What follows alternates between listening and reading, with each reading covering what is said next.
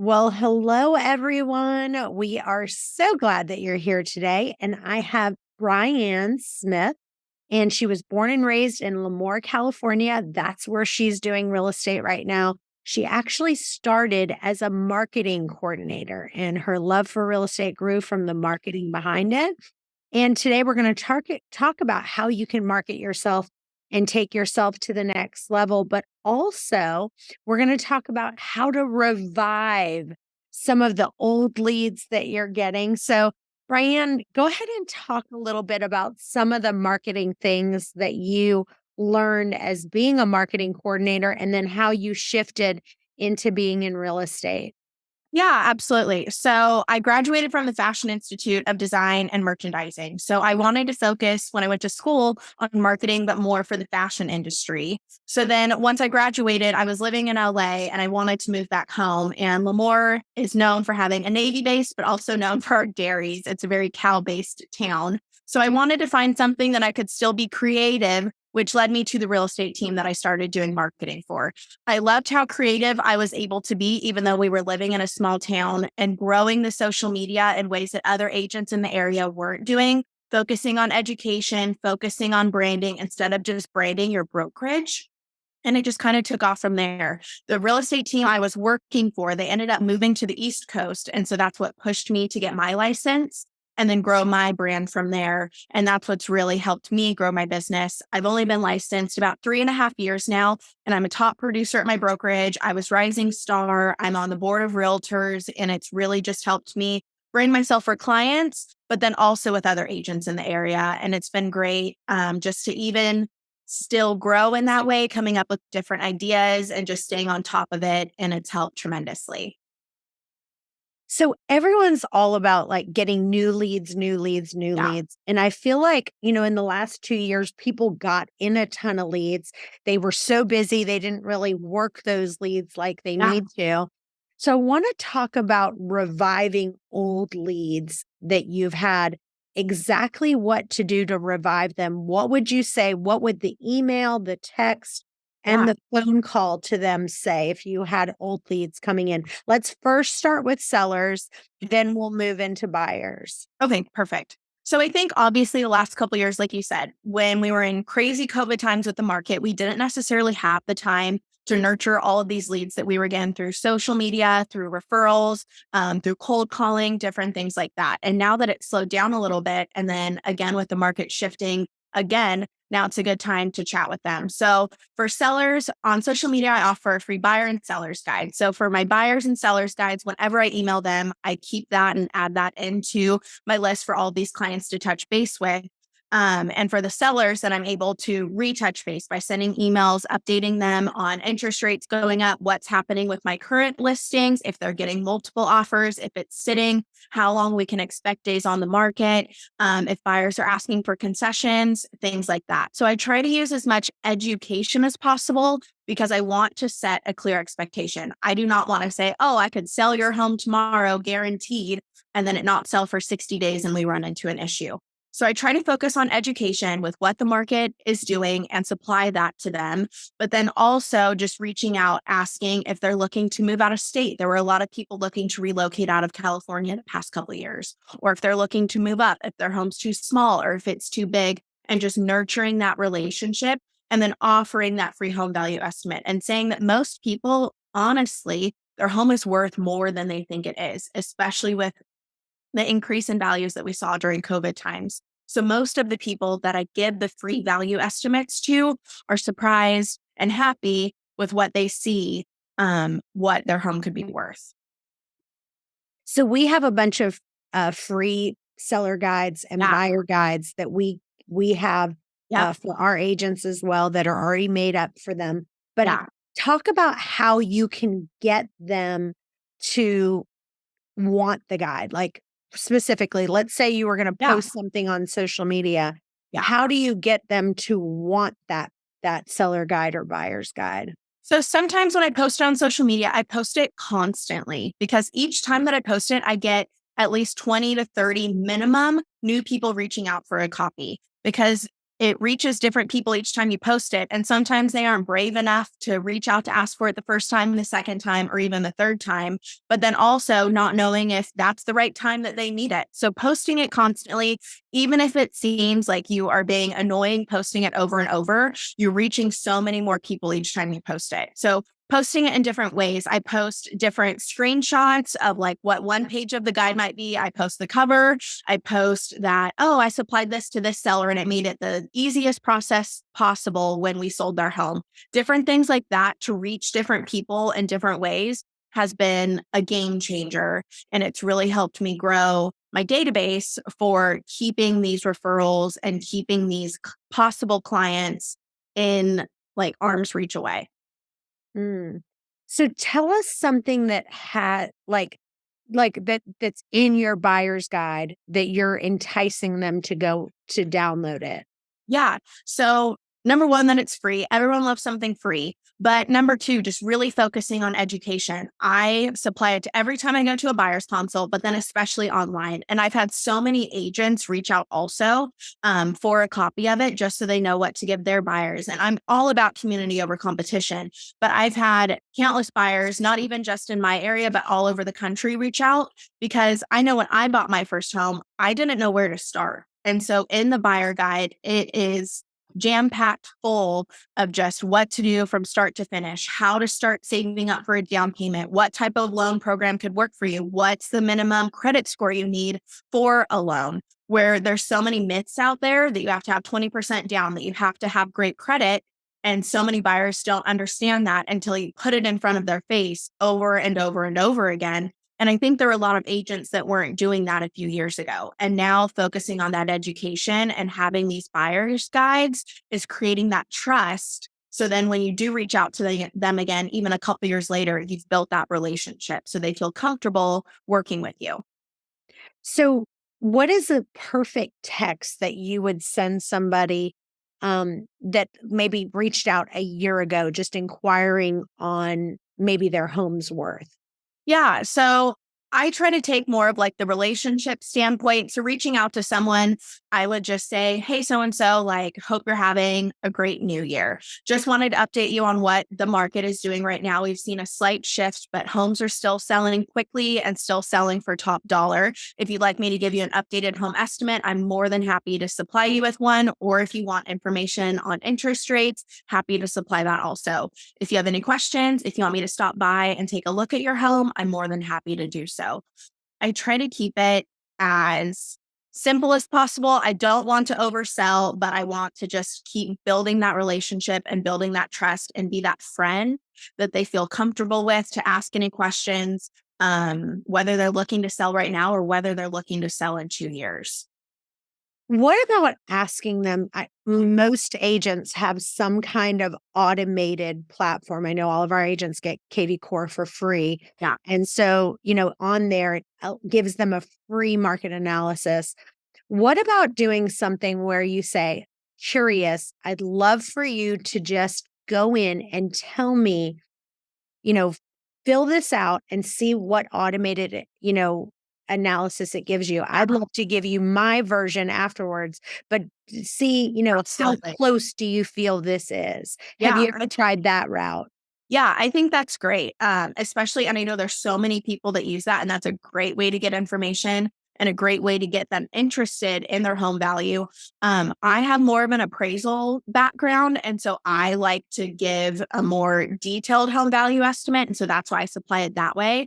But I do think there are a lot of people that don't necessarily want the direct connection and just want to click that link. And that's a great way to keep in touch and see if they're interested in around that price range, selling their home, and if that would work for them and just get the ball rolling a little bit. And then what about for buyers? So if you had reviving some of those buyer leads, what are you doing to get them on the hook back, Yeah. back on the hook? Yeah. So right now I'm really using that during COVID times, you had to pay so far over asking price. So just reaching out saying, hey, I know you were looking at buying a couple of years ago. Are you still renting? Have you thought about buying this year? The market has shifted. You're not having to offer appraisal gaps right now. You're not having to offer 20,000 over asking. And in some cases, if a home has been sitting on the market, there's negotiations for sellers to cover closing costs and better terms for you. And that has worked for a lot of my buyers lately.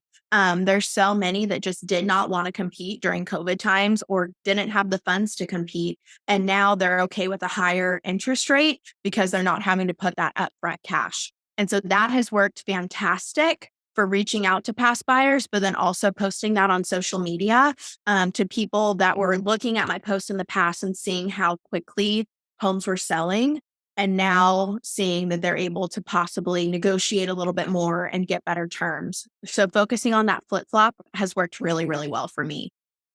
And what do you do to kind of keep yourself motivated to doing reach outs? It's not always fun to, following up, prospecting with leads. We all know we have to do it, daily text. Do you write like a new text every single day and go, okay, I'm going to reach out to 200 people? Or what are the systems you put in place for yourself to say, all right, here's kind of my daily schedule.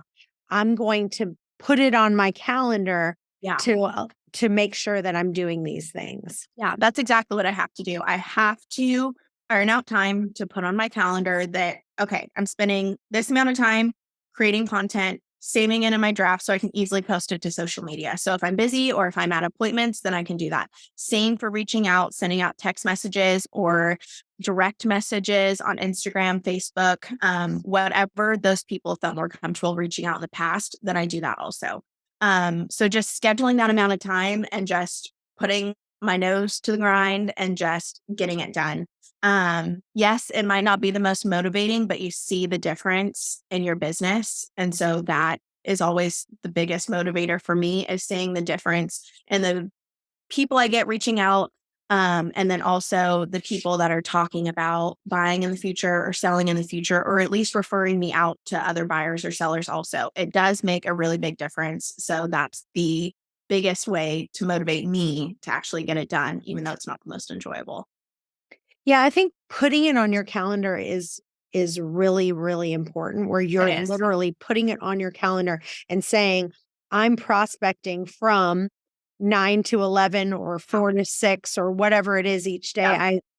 I listened to a sermon last night and the guy was talking about how he put on his calendar was constantly like 4 nights a week. He had a church meeting. Okay. And his daughter said something like, Daddy, are you going to be gone again tonight for another church meeting? And she kept saying that like over and over. And finally he said, you know what? I made the decision that I'm going to have dinner with our family 4 nights a week. And he said, I put it on my calendar that we are having a family dinner 4 nights a week, no matter what. And then there is no church meeting that's coming up because that's what's important to me. Yeah. And I'm focused on who I want to become, and me spending time with my family is really important. So any other systems that you put in place for time blocking that have allowed you to schedule on your calendar that says, I'm going to do this, I'm going to do this, and kind of make yourself a little bit robotic to make sure you're doing everything you need to? For me, like, it has to be that way or it's like not going to get done. And it's the same thing with even working out, doing like my meditation, like writing in my 5-minute journal, saying doing like my devotional for the day, like different things like that. I literally have to have it on my calendar to get it done. So it's the same thing when it comes to doing social media, making content, scheduling that out, and then same thing for reaching out to referrals, and same thing for date night or family dinners. It just has to be on my calendar. And that's the biggest and best system that has worked for me. And it's something that I'm really, really working on in the new year to really iron it out. Because last year I did it and it was definitely working. But this year is my year to really, really put it in place. And I can see that it's working already. And it just helps everyone. It helps the home aspect, it helps the business aspect, and it just helps me as an agent and even personally just feel my best and do my best. And now, a word from our sponsor, Canzel Realty. Run your business your way, only at Canzel Realty. You can have all of the freedom with none of the standard real estate red tape. As an agent at Canzel, you'll have the ability to be on a 100% split with no yearly or monthly tech fees. You'll get access to revenue share and stock award options, top-tier leads program options, access to a local broker in every major city instead of just one for the whole state, a local circle leader to help you and your business, access to incredible national speakers and training, an unmatched suite of free technology, KV Core CRM, BrokerBuck, BrokerMint, and more. At Canzo, you get the best of both worlds. All the technology, revenue sharing, and equity awards of a national firm combined with the close-knit feel and support of a local firm. Build your real estate business your way, only at Canzel Realty. So give us very specifically what's kind of been the best things you've done on social media that's gotten the most likes, the most content, the most people kind of reaching out to you that's worked for you on what platform? Yeah. So Instagram is my biggest for sure. I do use Facebook, but Instagram's the biggest for me. Video has been the biggest thing, and really focusing on education. I started doing video in my area before any other agents did, and same for education, because again, when I bought my first home, I had no clue what I was doing. And so I really started when I got my license, like most agents, working with buyers. And so focusing on buyer education was huge. I grew that relationship with so many people and was able to get referred out to so many other people looking to buy because they saw the education on my page. And then posting video, building that trust again, that it's more of a personal relationship compared to just photos. They're being able to see your mannerisms. They're being able to see your voice and see you out and about, like actually in the field. Really helped in that way. And then just posting constantly on stories, posting the good and bad about real estate, not just posting the wins, but posting the losses also. So it just seems more real. It just really helped, again, build that relationship. And it's continued to help me build that relationship with so many people. And then also really grow into a referral base from that. So that has been crucial for my business. And I've noticed, like, when I've been on vacation or when I've had things going on and I haven't posted as much on social media, it makes a big difference in my business. And it's made a huge difference in the amount of people reaching out when I took time off around the holidays and things like that. So I see the value in it. I schedule it, and it just has to get done because that's really what generates my business.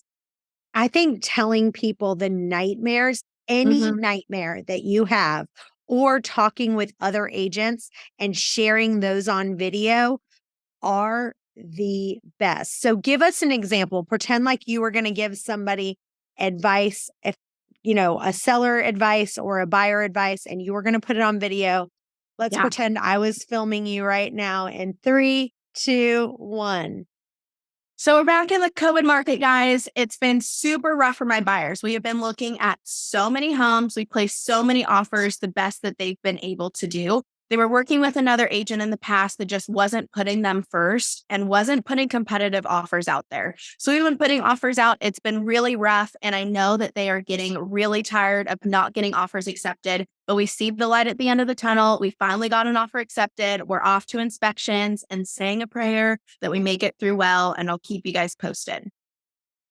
Yeah, so that was great. So would you do that while you were at the house and then maybe show a glimpse of your buyers if they allowed you to? Or So usually I do, as long as they're comfortable with that. If not, I have like a setup in my car that I can film it like when I'm driving. And then I do shoot other like professional video too. I focus more on education for the professional video or little like personal things. But usually, like if I'm walking through or going through an open house or doing something like in the car with my setup, then I do that too, just wherever I can find the time to film it. And then just keeping it fresh on my brain. I try to be as like real time as possible, but if not, then I just film it later also. So let's say somebody's in a rut and they want to start doing some more video. Give us some tips of what they would do. Like, do you ever go into open kind of vacant homes that are real? Like, you can go show any home if it's a really pretty home, out previewing homes for potential buyers, and you're showing, different homes, something like that. I think those kind of videos really show, hey, they don't need to know that you aren't listing that home. And you don't have to lie about it. Out previewing homes for potential buyers. Check out this kitchen. Tell us some things like that they could do to kind of win some possible other sellers. So it's or funny that you buyers? said that, because that is one of the number one things I tell my mentees. And that is one of the number one things I did as a new agent. I didn't have listings. I didn't have many buyers. So I was showing open houses. I was previewing homes, and I was doing new construction, showing model homes, because those are all things that you can fake it till you make it and make yourself look busy, make it look like you're doing whatever, showing these homes, like you said, but also showing these homes that buyers might be interested on social media. So if you're not posting, then people are going to think you're slow and you're not like doing anything. How are they going to know that you're actually doing business or you are a successful real estate agent in this day and age if you aren't posting on social media? So that was one of the easiest things. And you can go out and batch the content if you're doing new construction, because it's not like the home's going to sell if it's a home on the market. So you could go do a bunch of model homes, save it. So when you're slow, then you can post it over time. But doing that when you're slow is going to help give momentum for when you have business again. And it's going to help get you business by posting homes like that. So if you had to give someone kind of like a sample schedule of your day, like from 9 to 5 or whatever it is, Yeah. what would be like this is grind mode. Like we've got to get grinding, kind of map out what they would kind of schedule out in their day to make them as successful as possible. Yeah. So for me, like in the morning, like working out, doing my devotion, journaling, and then going from there. Usually like 10 to 12 is when I do most of like my video content, especially if I'm shooting the professional content with the marketing group that I use. That's usually 10 to 12. And then from there, it's checking the MLS, reaching out to buyers and sellers, reaching out to those past clients, sending out that script. And then usually like 3 to 4 is when I focus more on social media. I don't just post and leave it. I try to engage with as many accounts as possible, because that helps boost my post to the top, but then also creates more of a relationship with other buyers, sellers, and then agents really working on that referral base for around the country.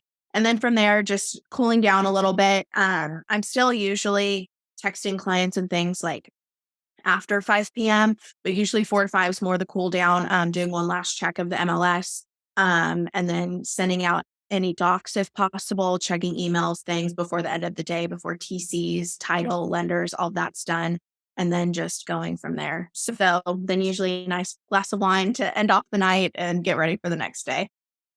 So you have such a big following on Instagram. Tell us like some of the tips, because Facebook and Instagram are different. And it seems like some people really, have Facebook down, and other people, they've really got Instagram down. Is there anything that you do? Like, do you do anything as far as hashtags or any kind of things that make Instagram more popular that can drive more people to get more followers? Yeah. So using hashtags is great. I don't think it necessarily adds to my following a ton, but it has helped add to like my referral base for other agents when they go to search for an agent in Lemoore, California, or Central Valley, or a PCS realtor for someone coming in for the Navy, different things like that. It has also worked for me following lots of other agents, because I do want to grow my referral base. I do also go through local businesses and I follow them. I try to collaborate as much as possible, or post on my story or post on Instagram if I go to local businesses, in the hope that they'll repost it, and then local people will follow me back, and then it can grow into business from there. Let's stay there right now, because that is a tip that I think people we really targeted this a lot back in, before COVID. And now businesses are struggling. This is a time where people need to see that you are supporting their business. So we would do these local business updates where we would encourage our agents to go around, and they would say, you would say something like, "Hi, I'm Chantel with Canzel Realty.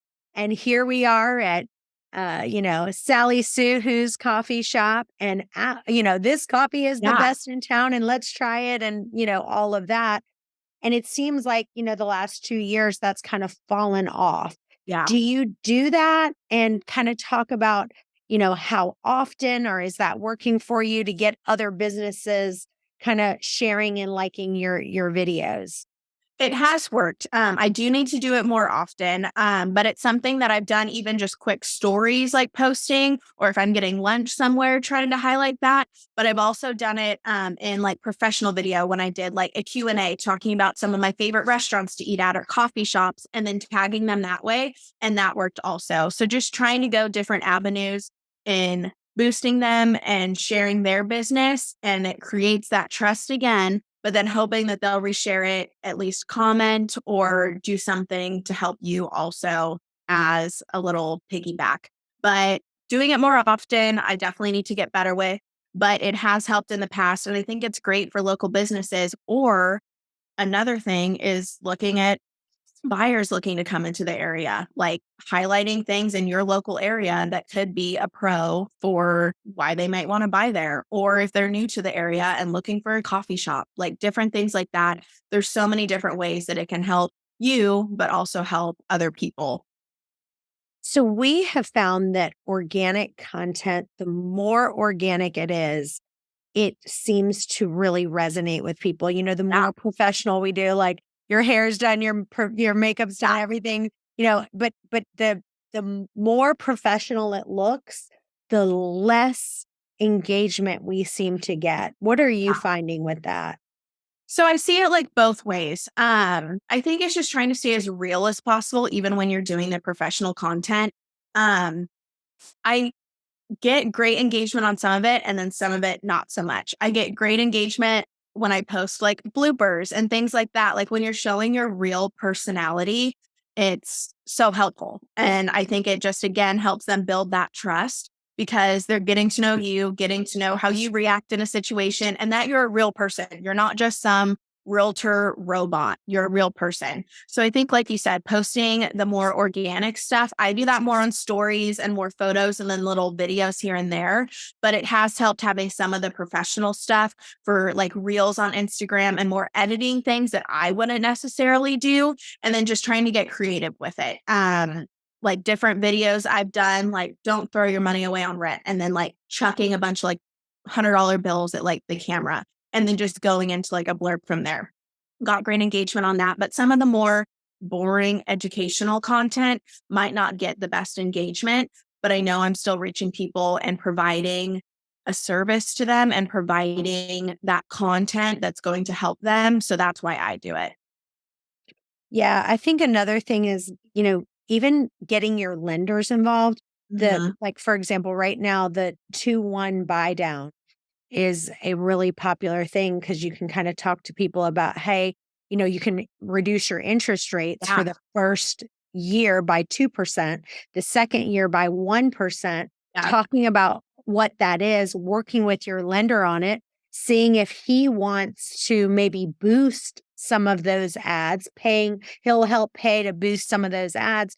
Doing it together with him is a really, really good thing. So we do have a question. How many times per day do you post on each site? Do you schedule it or do you just go, I'm just going to post it and do it? And do you ever mix in like in-person videos, reels, or anything else so that people can relate to you outside of real estate? Yeah. So I definitely hopping into the in-person versus real estate. I try to mix in personal and real estate because I'm really just all about the relationship. And I think that that is crucial to be able to build that trust so they feel more comfortable to you when they're ready to reach out to either buy or sell. So I post a little bit of personal, a little bit of real estate. I like to do a mix there. I do have 2 separate pages. I have a personal page and I have a real estate page. But now that Instagram has the collaborate option, I try to add both to collaborate no matter what. So it's getting posted on both. So I'm trying to reach more people, not just on my real estate page, also on my personal page also. So explain what the collaborate page on Instagram is. Explain what that means. Yeah. So there's the collaborate button. So like normally how you can tag people, there's a collaborate option. So you can add one person to collaborate. So if I am posting on my real estate page and I add my personal page to collaborate, it pops up on both feeds. So it shows that it collaborated. So then I'm able to reach people on my personal page that might not follow my business page if they don't want to see as much real estate or whatever, but then I'm still able to reach them on my personal page without having to double post. So Wow. one thing that's worked really, really well. I don't collaborate on everything. I try to just pick a few posts here and there so I don't overwhelm and like lose followers on that. But the collaborate has worked fantastic. Or if like my husband and I do a video together at one of his flips, then doing that collaborate and then it's reaching all of his people too without them having to follow me. So it's a whole new way to reach people that aren't following you and then hopefully in turn into followers. If not, then at least they're seeing your content and then going from there. Well, it is not a wonder of how you are so successful. You come across over camera just so genuine and loving, and you can just really feel that through you. And it's been a pleasure and an honor to have you here with us today. Tell listeners where they can find you and where they can follow you. Yeah, so I'm at BryAnn Smith Realtor, BryAnn Smith Realtor on Instagram and Facebook. You can find me there. Awesome. Well, you guys stay tuned. We've got another episode coming up in just a bit. Thank you for listening. If you enjoyed this episode, please subscribe, leave a rating and a review so we can get this out to more agents. And tune in next week for another power-packed episode. This is the Millionaire Real Estate Podcast.